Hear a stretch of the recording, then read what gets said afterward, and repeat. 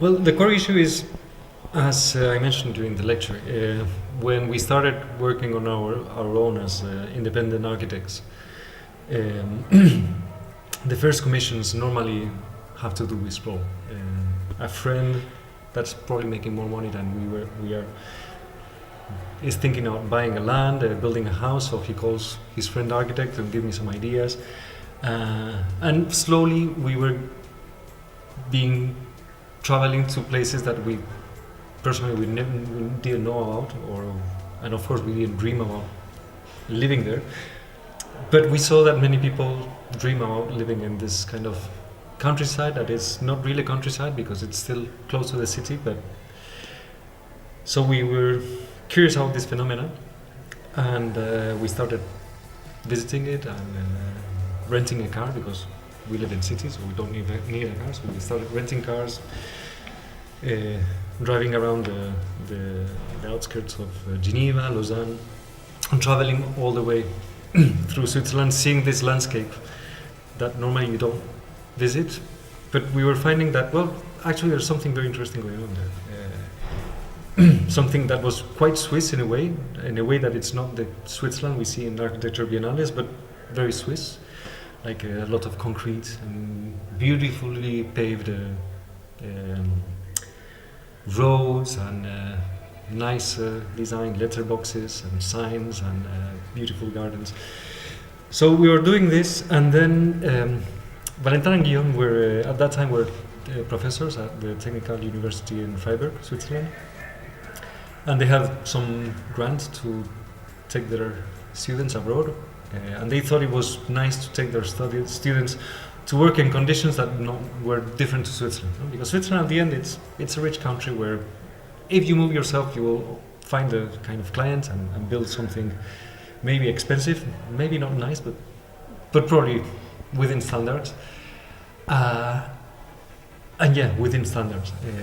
One of the problems of the more developed a country is, the more construction falls into standards. Like, for example, this kind of window, probably you couldn't do it in Switzerland. You have to go to very technical solutions that are prefabricated, sold by companies. So it was good to find another place where this didn't exist, where architects could draw more details or think solutions that had a real impact. And Kosovo was an easy choice because it's a very different country to Switzerland, economic-wise. It's the second poorest country in Europe after Moldova. And because of this Kosovar diaspora in Switzerland, there are many flights from both Geneva airports and Zurich airports to Kosovo. So it was good to keep the budget of the studio small, so they decided to travel to Kosovo.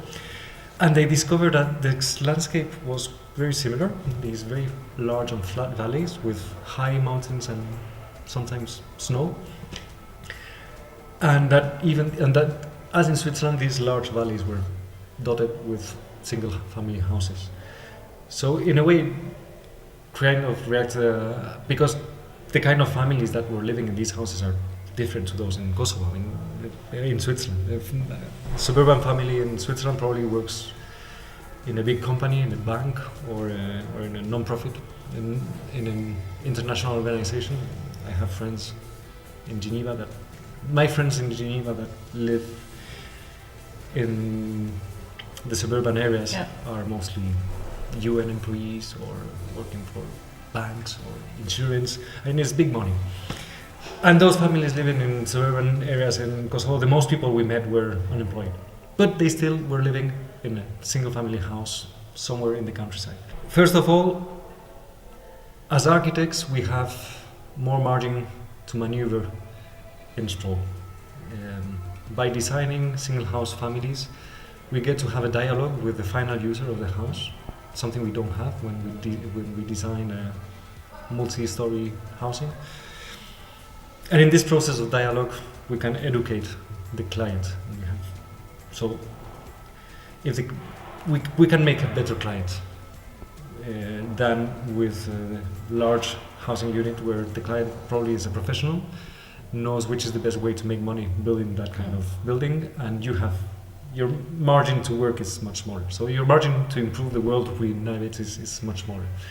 Well, it's a platform I had been hearing for a while, and I have some friends that applied last year and they were involved, and they told me it was really nice because it got them to meet another young architects. So it was a very good networking in a good sense. It's not all just networking to have a big exhibition somewhere fancy, but networking in the sense that you make friends or you meet people with similar ideas, or that empowers. It helps develop your ideas and find that there's a community out there also interested in the same topics, and that empowers you.